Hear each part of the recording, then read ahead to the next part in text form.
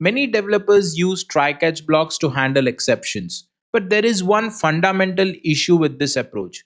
What if I say that this block never gets called upon even after exception is thrown? Let me be more precise. When we write a try catch block inside the controller method, in many cases, this controller method itself is never executed, yet a response is still returned.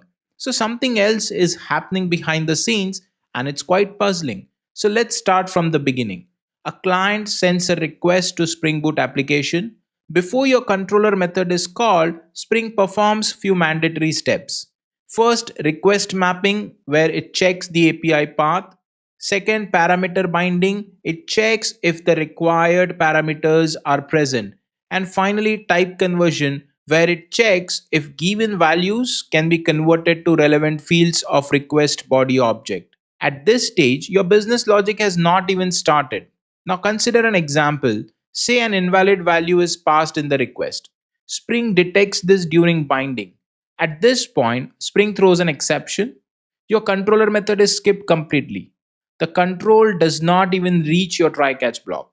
Now, this exception is thrown by Spring Framework itself. Spring now looks for a component that knows how to handle this exception. This is where global exception handling comes into the picture. Spring checks if a global exception handler exists. If the matching handler is found, the exception is routed there. Inside the handler, you can decide HTTP status code, response body having error structure. Once the handler finishes its work, Spring builds HTTP response around it, and that response is sent back to the client.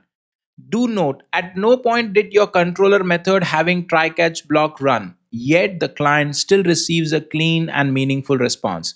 This exception flow is the reason why global exception handlers exist, and you should always use global handlers in your application.